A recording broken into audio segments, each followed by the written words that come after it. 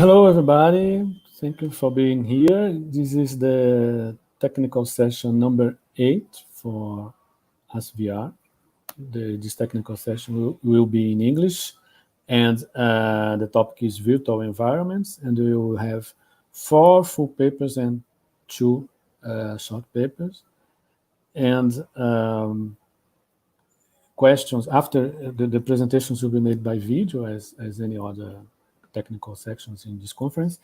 And after each video, authors will be here in the broadcast to answer a few questions from the audience. And the questions can be made by Wover. It's our preference to make by Wover. You have the application in mobile or in the web, so you have the question and answer topic for each paper. Then you can make questions there, or you can also make questions to YouTube. But the YouTube chat, we can't guarantee that we will answer everything because there is a delay. So I prefer that you send by Wover, but I will try to answer question to send it to the author's question made by YouTube also. So I would like also to thank Mateus, who is in the direction of this stuff, playing the videos and organizing that screens in StreamYard. So thank you, Mateus, and let us start with the first paper, which is Virtual Reality Simulation for a Hospital Fire Evacuation, a Systematic Literature Review. Victor St. Martin will be the presenter, and he will be here after the video to answer the questions. Mateus, you can play the video. Hi, my name is Victor Biajot Martin. I am a master's student from the Federal University of Uberlândia. Today, I will present a systematic literature review about my master project, Virtual Reality Simulation for Hospital Fire Evacuation, a systematic literature review. A healthcare establishment aims at treating, medicating, curing, and sheltering individuals with health needs. Between 2012 and 2014, approximately 1,100 annual cases of hospital fires were recorded in the USA. In this context, it is crucial to train the healthcare workers to evacuate the hospital in the shortest time possible. In the traditional way, three negative aspects highlights. Only a small percentage of employees participate in regular hands-on training. This type of training is far from the reality of a real emergency. There is no specific individual training for healthcare workers to practice real-life evacuation. On the other hand, with VR training, it is possible to build a complex and secure virtual environment, where additional details can be complemented to bring the simulated situation closer to a real experience. Also, a scenario can be developed for specific individual training. In this context, we aim at summarize the state-of-the-art concerning the fire evacuation training in hospitals using VR through a systematic literature review. The automatic search was carried out on October 25 from 2019 with a complex search string. After applying the search string across all databases, 172 records were identified. Then, 4 additional records were identified through other sources. Two selection phase. The screening phase and the eligibility phase were carried out based on the inclusion and exclusion criteria present in the table beside. Finally, the forward snowballing and backward snowballing techniques were carried out. In the first phase, applying the selection criteria to the title, abstracts, and keywords resulted in 45 records. In the second phase, applying the same criteria to the paper's full text, 7 studies remained. Then, the forward snowballing technique resulted in the addition of 2 more studies. The selected studies must answer the predefined research questions. First, in which context do VR simulator for hospital evacuation become more advantageous than traditional practical simulations? Second, which devices are usually used in VR simulators for hospital evacuation? Third, which feature should the hospital evacuation VR simulator have to increase knowledge retention? In which context do VR simulators for hospital evacuation become more advantageous than traditional practical simulations? Regarding the financial issue, in the short term, the cost of VR simulator is higher than traditional training. This is due to the high amount spent on 3D assembly and the creation of necessary features. However, the same virtual simulator can be used for many years with fewer no updates. For traditional training, for each new simulation, the amount spent is the same. Also, the cost increases proportionally as the number of employees participating in the simulation increases. In virtual environment are possible to add virtual fire and smoke, recreating virtually a situation that is too complex and dangerous to be reproduced in the real world. Finally, in traditional practical training, it is necessary to allocate many employees, either to carry out the training or to evaluate it, which affects the typical routine of the establishment. In this way, the use of VR simulation appear as an alternative for asynchronous training, which devices are usually used in VR simulators for hospital evacuation. Among the 9 analyzed papers, 2 present more than one option: a head-mounted display linked to a conventional control or a screen linked to a mouse and keyboard. 3 articles present exclusively the option of using HMD. The other studies offer the most traditional means of interaction, a conventional monitor linked with a keyboard and mouse. It is essential to mention that 4 selected papers report the occurrence of motion sickness in the user due to the use of HMD. Which features should the hospital evacuation VR simulator have to increase knowledge retention? In this way, 3 solutions were found in the analyzed studies. The simulation can provide immediate feedback to the VR simulator user, especially when they do something that threatens their virtual lives. Other feedback can be provided after the simulation ends, displaying the reason for the failure. Some studies pointed to the provision of instructions and recommendations to increase learning and knowledge retention. The main threat is the low number of primary papers that address the use of VR with hospital evacuation. Among the 9 included studies, none cover VR, evacuation due to fire, and internal hospital structure at the same time. In this context, we opted to accept papers that address the evacuation training in hospitals in the face of an imminent threatened situation, using not just head-mounted display, but also a conventional interface. Some negative aspects of traditional evacuation training, such as changing the hospital routine or the high financial cost involved in carrying out this type of training, were mentioned. On the other hand, with VR training, it is possible to immerse the user in extreme simulated hospital fires. In addition, the individual has the opportunity to experience lifelike training without the risks of a real life threatening situation. Moreover, it is possible to reach a more significant number of employees. In this context, the use of VR for hospital evacuation training can be a potential evolution over the traditionally used. However, there is a gap that covers 3 main topics. There is a weak evidence when it comes to proving a real gain concerning the acquisition and retention of knowledge with VR. Although the use of HMD was pointed out by some studies, more research aimed at reducing or dealing with motion sickness is still necessary. The virtual environment lack of features addressing prior patient preparation, like patient triage, before the initiation of training. For future works, we encourage investigating other disaster situations to widen up VR training, the behavioral assessment of the user during the simulation, new navigation techniques to bypass the effects of motion sickness. Thank you for your attention.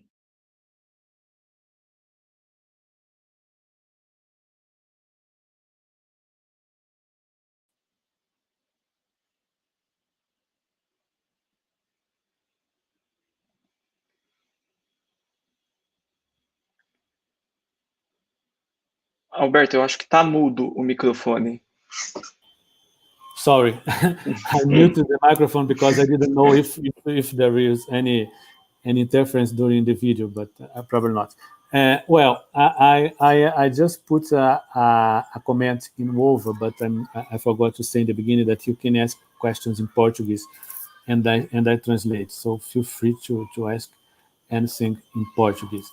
Well, I have one question is because of course you focused your video in the results, the research questions, and so on. But I would like to, and somewhere in the video you said 9 papers. I'm not sure. 9 papers was your final number of paper you analyzed, right? Yes, I started with 172, but after the criteria of exclusion, I finished with 9 papers, and with this, I analyzed and tried to answer the research questions. Mm-hmm. And those 9 papers, they are recent or they are more from more years ago? Do you have an idea if this is because I like to see if there is some I would say some growing I know a growing trend to study more like this. So if you discover that there is all these papers in the last 2 years, for example, you can have an idea of okay, this is becoming of interest. But if you see something in some more years ago, so this is not that, it's not a trend. Yeah, I think the most the most papers that correlate with my systematic literature review are very recent. Two is from the beginning of this year, but there are some papers from 10 years ago, but it is really recent in the history. Okay. Let me see if someone wrote any questions here. Okay, no. So thank you, Victor. Very nice work, and Thank you. congratulations. Thank you. And let's move to the next presentation, which is components of the LMA as a design tool for expressive movement and gesture construction, from Rafael Ziegelmeier, who is the presenter and is going to be here after the video, and other colleagues from Pernambuco, from Marcelo, Walter, and Francisco. And so, Matheus, you can play the video.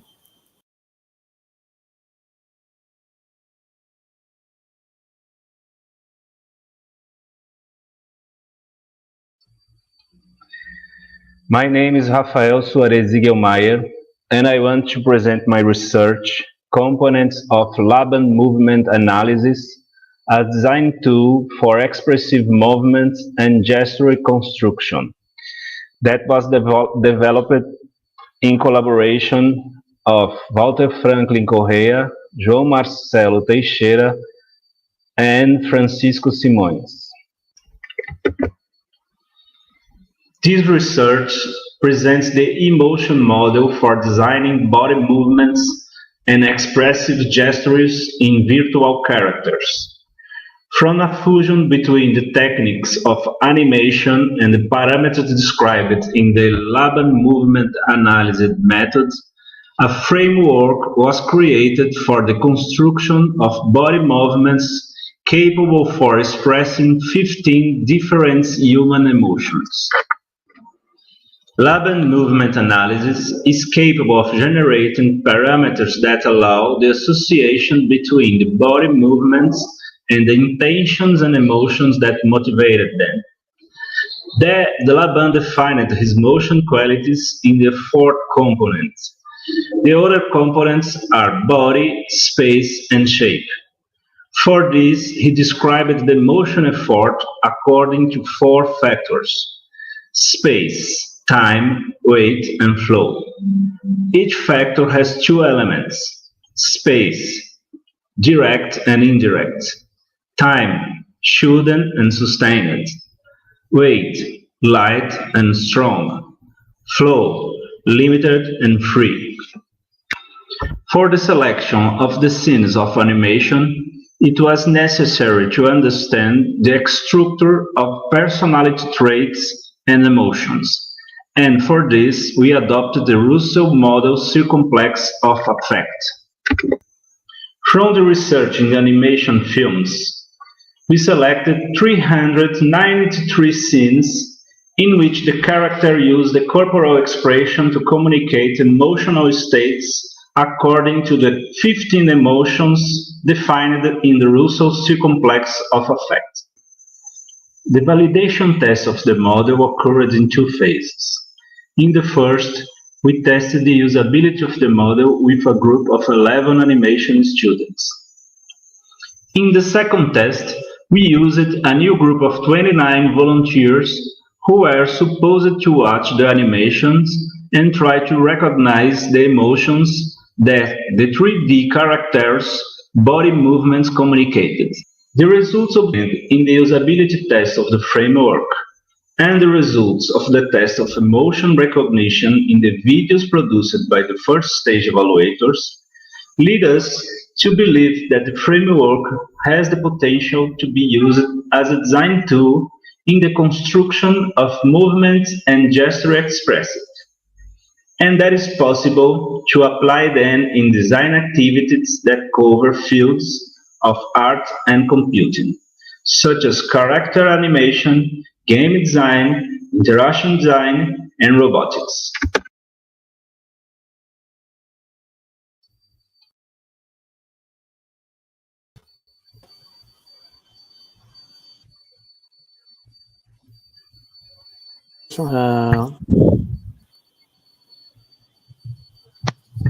I'm trying to see questions, but at the moment I don't see any question yet. But I have one question. I did you mentioned 393 scenes. I'm afraid I didn't understand exactly what are these scenes. What did you make with these 300, almost 400 scenes? They are, yeah. Can I speak in Portuguese? I Yes, yes. prefer. Mhm. Eu sou animador e essas cenas foram analisadas sobre filmes de animação. Então, esse trabalho consiste em, em analisar cenas de filmes de animação que expressavam movimento, que através dos movimentos expressavam sentimentos. Uhum. E eu analisei essas cenas conforme o método do Laban, procurando identificar em cada cena quais eram os componentes que ele determina no método dele para identificar uma correlação entre determinados sentimentos e determinados componentes do método dele. Uhum. Entendi. Então, vou continuar em português aqui, depois a gente volta para o inglês. Então, essas cenas, na verdade, eu fiquei na dúvida justamente isso. Vocês tinham feito essas cenas? Não, você estudou, foi a sua base de dados para chegar no framework, né? Isso, e aí, a partir do framework, foi feito teste com alunos de animação que utilizaram o framework para construir cenas ou com um personagem 3D que expressassem essas emoções. Okay, I got it. Okay, very nice work. People are not asking questions, but anyway, thank you very much for your presentation, and Thank thank you. to our colleagues also in Pernambuco. And let's move to the next presentation, which is Escape Room VR. The speaker in the video will be Jayfos Doswell from Justopia Group, and it's also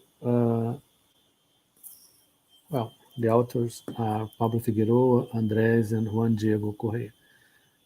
So you can play the video.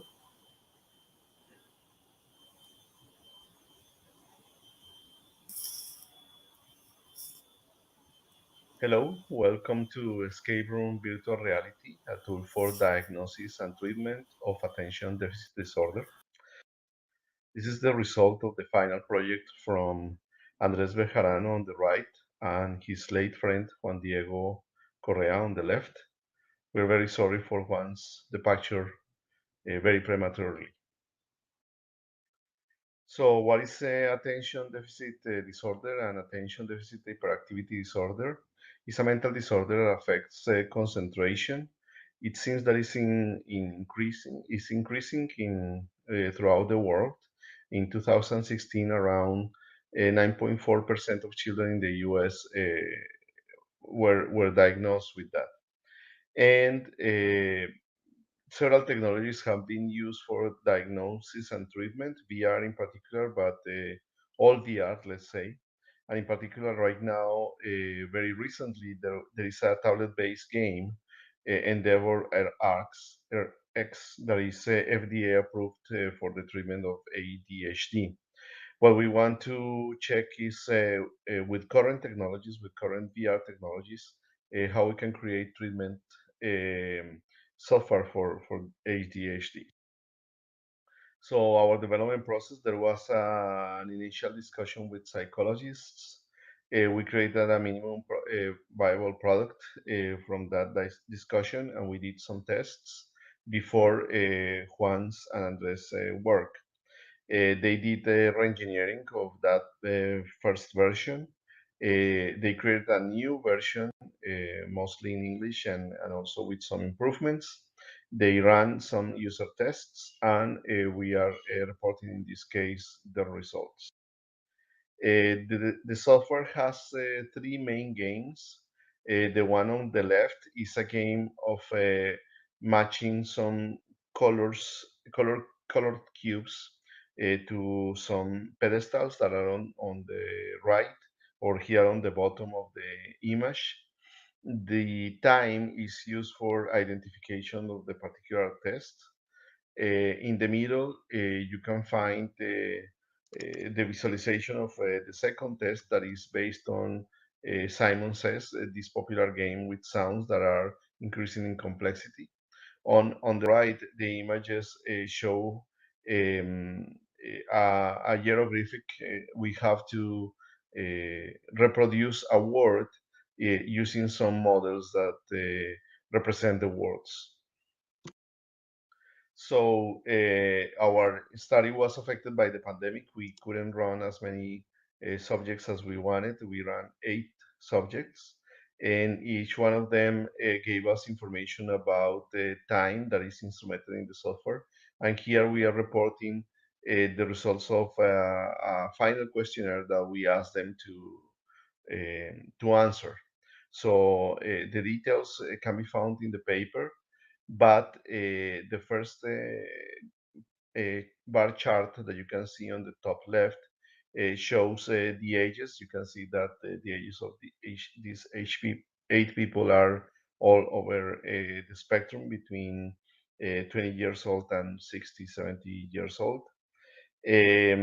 Presence that is in the middle on the left was very high for all of them, which is expected in this type of VR equipment. By the way, we are using the Oculus Quest. The third one, the bottom bar chart on the left, shows how mentally demanding they found the software. And what we can find here is that, again, it's all over the spectrum. People found more or less demanding this software, and probably it could be used as a diagnosis of ADHD. You will have more time to identify with other techniques if people are affected or not. A similar test on the right top, that bar chart shows how frustrating was the software. And again, we can find people who found the software very frustrating and people who found it less frustrating on the right. In the middle on the right, we can find times for the 3 experiences. The blue one is the first experience, the matching. The second is Simon Says, and the yellow one is the final, the hieroglyphic. And we can find the hieroglyphic took a lot of time that we have to find out if it's interesting, or we can cope with the 2 first experiments that are faster. And the last one is how many objects people picked. And in general, there was an average of numbers, but in the range of 20 to 30 years old, people took more objects than expected, and we have to study more that particular issue. So that's all for our presentation. We encourage you to read the paper, and if there are some questions, we are eager to listen to them. Thank you very much, and thank you again to Andres and Juan Diego for their work, and the University of Los Andes for the facilities that they provided. And we are ready for your questions.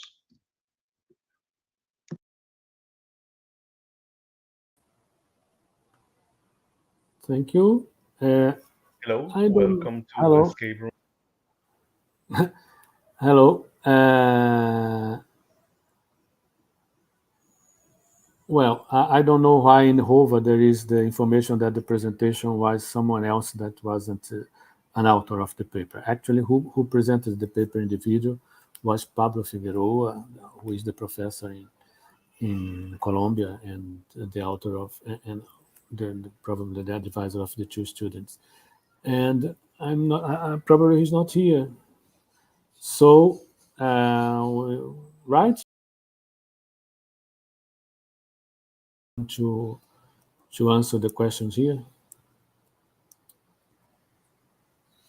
Okay, so I'm sorry. Let's go to the next presentation, which is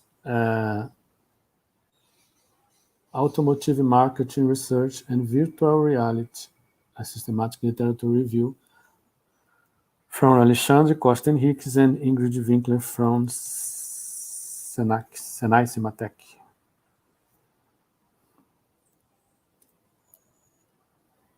Hello, everybody. I am Alexandre Costa Henriques, and I'm part of the GTech program from Senai Cimatec University.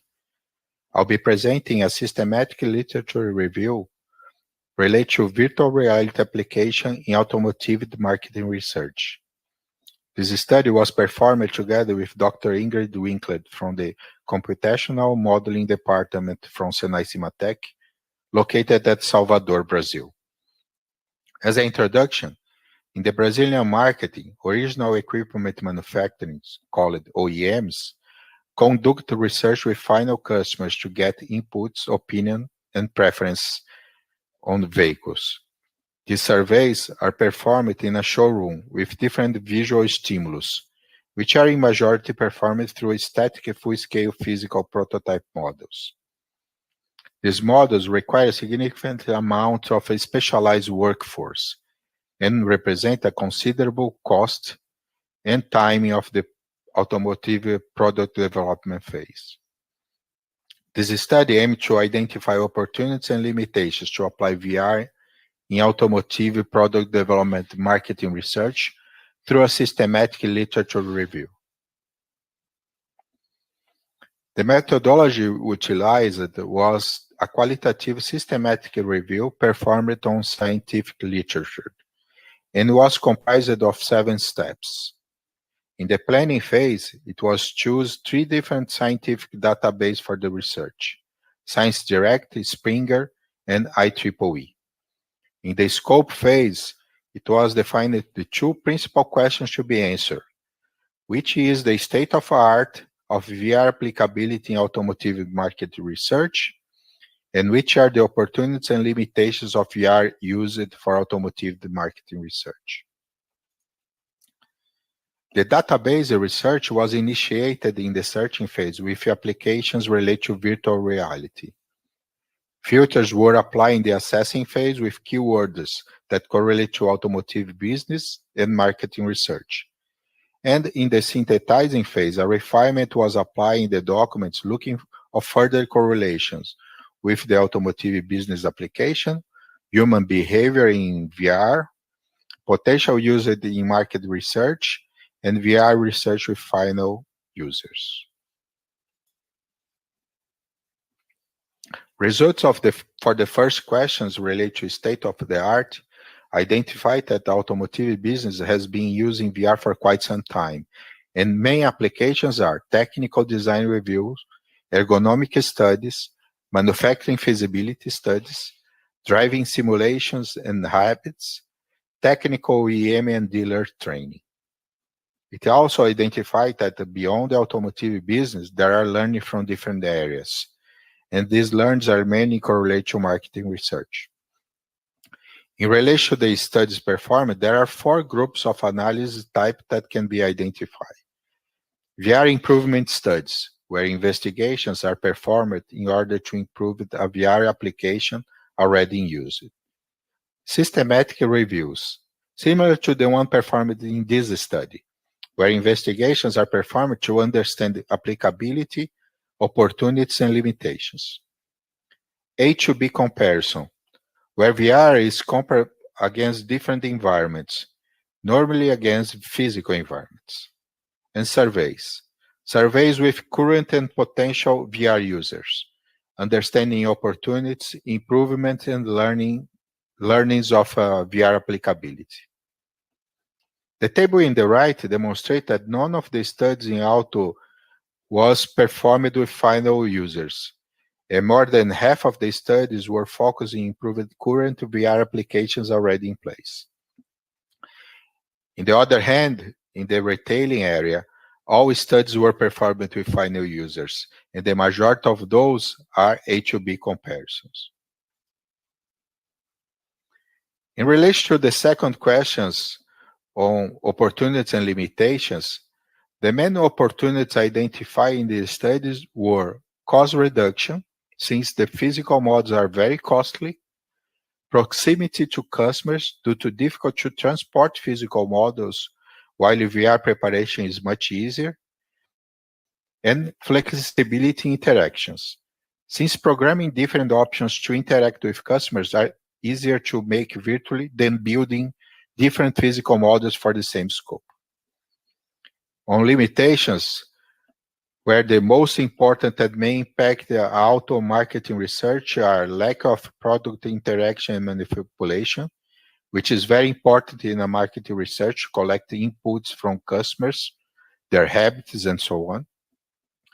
Visual spatial, since in the automotive business, vehicle size is on the top 3 main factors of customers to decide to buy a vehicle, and graphic quality, which provide customers with an immersive experience and proper correlation with the physical models. It's important to note that besides all these limitations, we currently have VR technology available to overcome the majority of those. As final considerations, the study demonstrated that VR in automotive product development and marketing research may be used, but considerations such as hardware and software, stimulus quality, research objectives, mixed reality applicability, among others, must be taken into account to overcome the limitations. Further investigation should be performed in order to understand the correlation of VR in automotive marketed research against physical research. Consideration on investigations may take into account automotive customers' profile and aging, products with similar economic value as a vehicle, VR research with final customers, mixed reality compatibility, not limited to that. Thank you very much.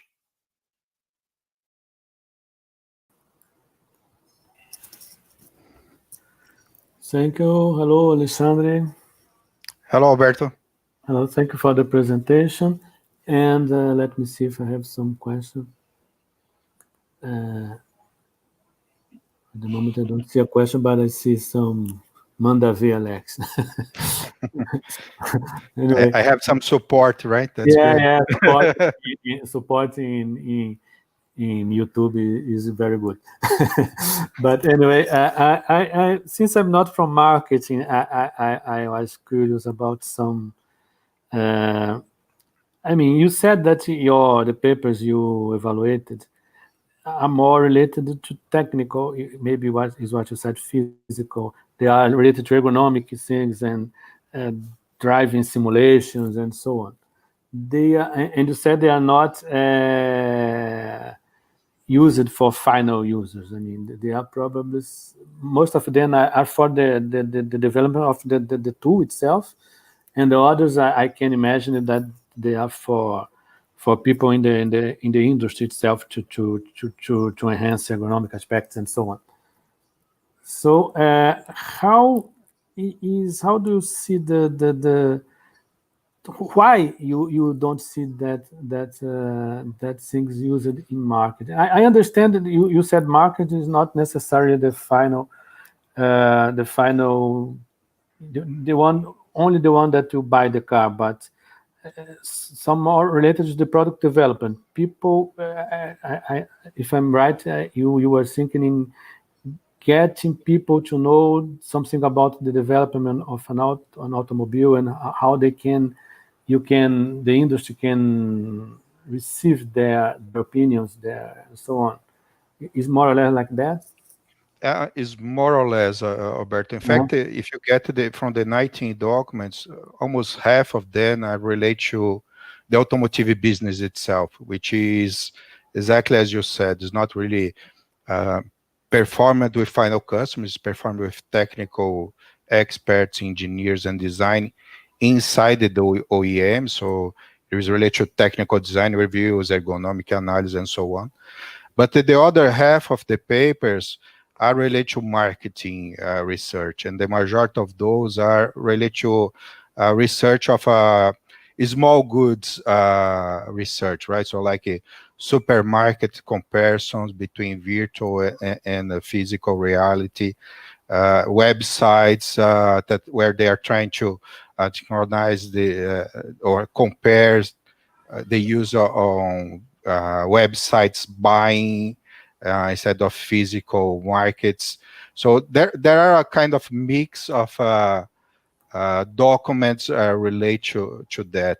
I think what I learned from the research is that the automotive business is still really focused in using virtual reality inside the OEMs, right? They are still not taking all the advantage to use that with final customers, and I think that's the biggest opportunity of the research.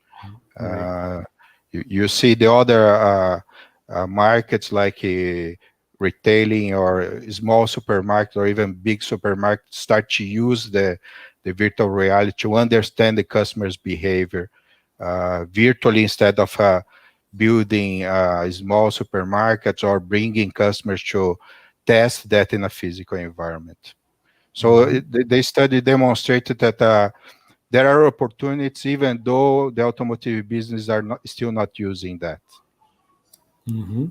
Great. There is a question here in YouTube from Jenny Callens that says, Alex, it seems that VR would enable us to reach different types of people who might not ordinarily engage in market research. Do you agree? And if so, how is this important? It is appearing in the screen. Yeah, I do agree with the comments. In fact, even the research that the documents that I research, you can see that like aging and other features from the customers vary when they use the physical tools and the virtual tools. So this is something that you have to take in account. And since in the automotive business you cannot find this data or comparing, these factors is something that we have to start building that. So understanding aging, the way that the customer behave. There are customers that easily accept the virtual tools. There are customers that do not yet. They will accept, right? The tool is growing pretty fast. But reality today is there are a lot of opportunities still to learning from customers and to see what tools I should apply when. And there are customers that are more acceptable to the virtual business. There are customers that are not. And you can see that even if it's small goods that the price of the values that are being researched are quite small, so the customers could easily use a different tool than physical.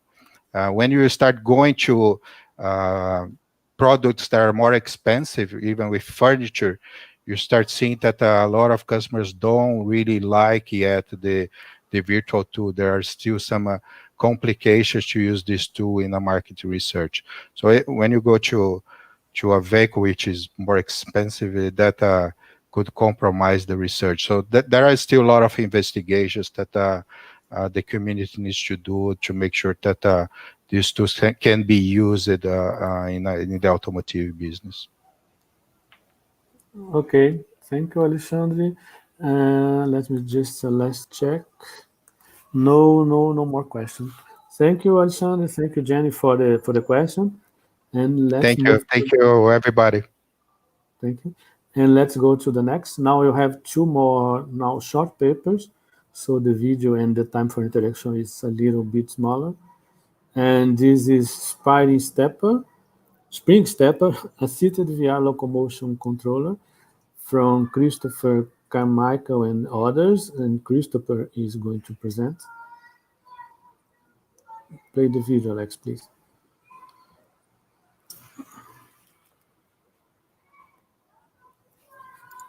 Hello, my name is Chris Carmichael, and I'll be presenting the Spring Stepper, a seated virtual reality locomotion controller. We would like to acknowledge the support of NSERC in the form of a discovery grant provided to Dr. Uribe Quevedo.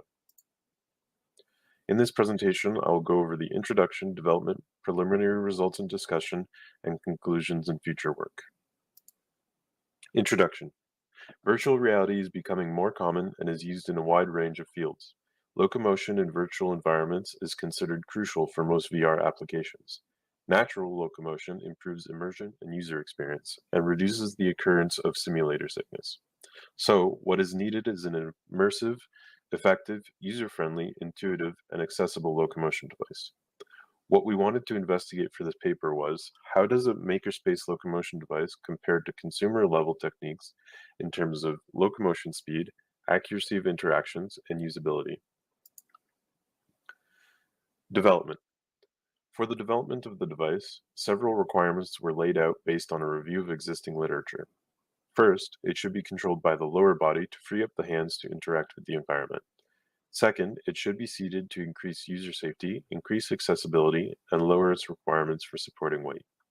Finally, it should make use of low-cost materials and manufacturing techniques, commonly referred to as makerspace technology, to further increase accessibility. An iterative design approach was followed for the development of the prototype. This meant designing a prototype, building it, evaluating its strengths and weaknesses, and subsequently refining the design. Through this iterative design process, we created the Spring Stepper. It consists of two 3D printed parts connected by a spring. The top part is strapped to the user's foot, while the bottom part makes contact with the ground. Each part has conductive tape that, when pressed together, will make contact and complete an Arduino circuit. That will cause a signal to be sent to the virtual environment that a step has occurred. The spring was added to aid the player in lifting their leg back up after a step in order to reduce fatigue. A tracked swivel chair was used to determine the direction that the user would move in so that they could turn their head independently of movement direction. Preliminary results and discussion. We conducted a within subjects user study that compared the Spring Stepper to a consumer-level device called the 3D Rudder, as well as the standard teleportation locomotion technique. In this study, the subject had to move along a set path in VR and shoot at targets with a bow. We collected data about their time to completion, shot accuracy, and usability via the System Usability Survey. We found that the Spring Stepper performed better than the 3D Rudder for usability, but in general it underperformed when compared to other techniques. Participants expressed enjoyment in the immersiveness of the stepping action, but disliked the turning due to it being difficult to turn without accidentally stepping. The poor performance for the completion time could be due to the fact that the stepping action takes longer than the other two techniques to complete.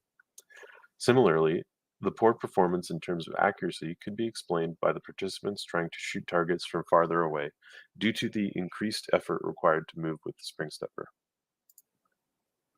Conclusions and future work. Here, we presented the Spring Stepper seated VR locomotion device. We found that it provides an immersive and enjoyable stepping action to locomote in virtual environments. However, it underperformed in terms of speed and accuracy. In the future, we would like to improve the design to better capture the stepping motion and to improve the turning mechanic. We would also like to study the effects of input technique on immersion, engagement, and presence. We will also conduct comparative studies with other techniques reported in the literature. Thank you.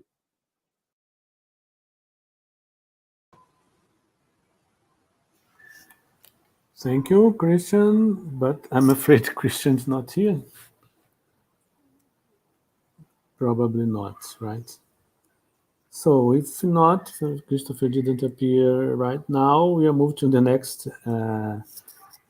presentation, the last one from this section.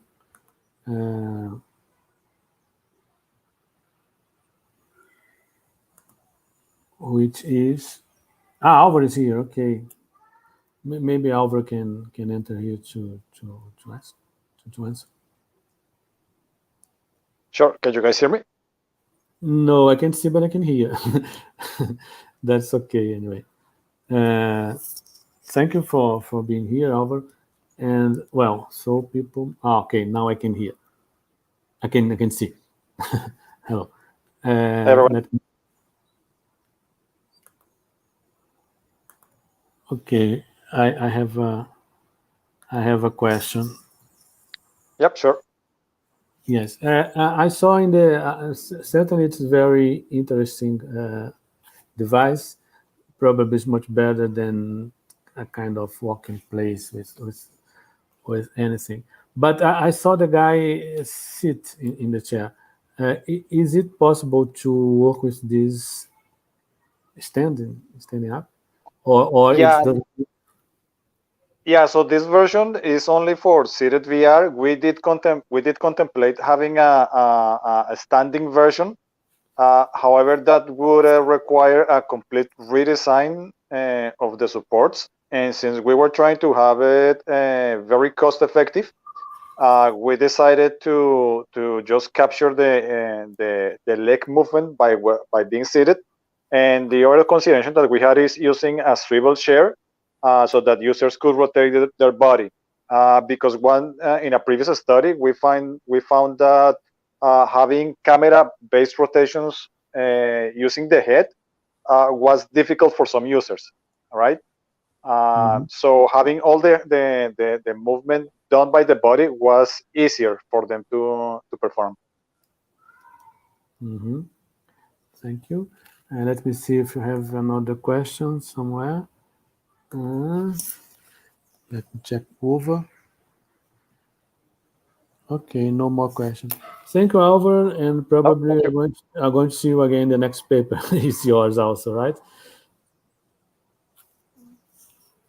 So let's move to the next paper, which is also authored by Alvar, and this one is presented by Alvar, and which is prototype immersive interactions with speech recognition in virtual reality.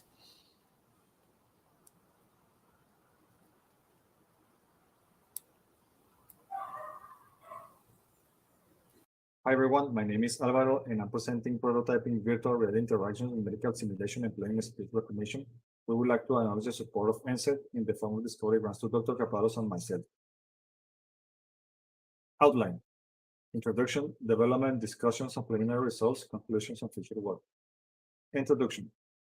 Medical simulation allows learners to practice procedures within safe learning environments where they can get exposed to scenarios otherwise impossible in real life. In this case, we have chosen the direct ophthalmoscopy procedure because it's very difficult to master and requires interaction with a patient. Currently, simulation has focused on parse-tag trainings with mannequins and still even using traditional tools like videos, images, and even practices with one another. To make things more realistic, some training simulations may use standardized patients so they can raise that level of realism so that the students can learn and develop empathy skills.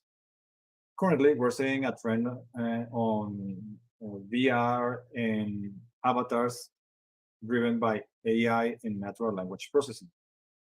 So our goal in this paper was to implement a speech recognition-driven avatar for direct fundoscopy, pilot test interactions to understand limitations and opportunities, and determine if a consumer-level approach would lead to satisfactory outcomes. Our solution involved capturing information from the user, speech, head movements, and hand movements, so that they could communicate with the avatar through those. We mapped the ophthalmoscope interactions. We created the virtual patient and the virtual eye model. And finally, we created a system where the avatar would respond to the nonverbal cues through hands, hand movement, and speech. To pilot test our development, we showed our demo at an open house. So we got feedback from nurses, other healthcare professionals, and simulation experts. They all found fascinating the VR component, immersive component of replicating their environments. They didn't enjoy using the HTC Vive because of the head strap. You just get it tangled in their hair, particularly for people with longer hair. None of the participants experienced any motion sickness, and none modified the interpupillary distance. However, in terms of communications, none were able to complete the task because there was a lot of noise in the room and the internet connection was really slow. So we had a lot of delay between what they were saying and what Watson was sending back to us.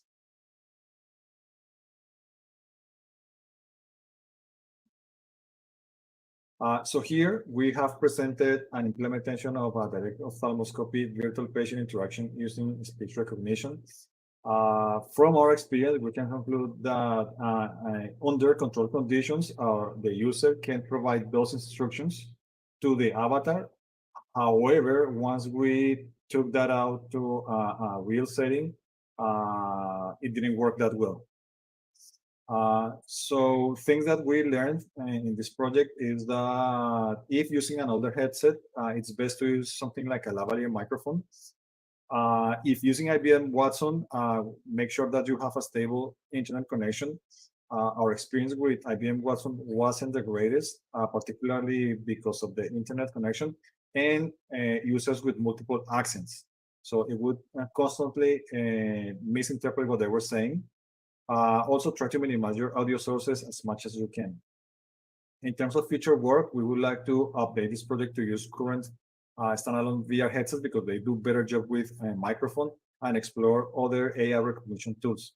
So we can start looking at assessment and better interactions to replicate those with real people. Thank you.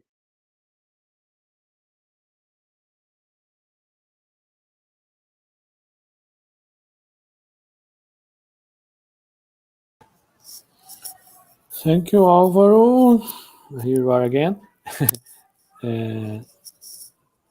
Let me see. I have one question. You said that. I didn't understand exactly what will the speech recognition make, because the avatar is the patient and you the human is making the role of the doctor. Is that? Yes, that is correct. The avatar is the one doing the speech recognition. So basically, the students or the doctors are interacting with it and providing instructions. And depending on the verbal cues and non-verbal cues, the avatar will respond. So the idea in this environment is to provide them guidance as to how to move their eyes to better do the eye examination. So is the kind of things the doctor do in the real situation. He gives instructions. So it is important to have a kind of command like this, because there's no other way to make this realistic. Yeah, so we wanted to try out a Watson at the time because it was the most known and common system. We did encounter limitations with it, but it was interesting to see that despite the people who tried out at the open house the system, they like the idea of being able to simulate those interactions, because that is something that is lacking in current training. People get so used to train with computers and simulations that human connectedness it's being lost, right? So that ability to communicate, again, verbally and non-verbally, it's something that is really worth bringing to consumer level applications in medical simulation. Yes, I agree. And you said also people didn't like very much the device. The device. I understand the manual device. So what we found out is that the HTC Vive, which at the time was like the most common VR headset, the controller is very difficult. So we did our best trying to map out the functionality of the fundoscope to the controller. But you know what? It's not an easy controller to get your hand around. And the other thing is that because we had the old headset, people with longer hair were having issues with the strap. And the other thing is that the microphone, where it's located, it captures your breathing. So that just makes Watson's job much more difficult. More difficult, yeah. And probably I saw in the picture there is a very specific device for this procedures. So probably the best idea is to have something similar to that device so that they feel more comfortable handling that. But of course, this requires the development of a new device, and it's not. Yeah. So actually, to that point, one thing that we were looking into is using a 3D printing and create our own custom-made user interface that better replicates what the medical student would be using in real life. Yes, that's interesting. Yes. Well, thank you over again. Thank you for your 2 papers. And this is the last paper of this technical session. Thank you Thank you for your question. Thank you. And thank you all you for your participation in these sections. And let's finish the section here. Thank you very much for your attendance. Thank you. Bye-bye. Bye-bye, guys.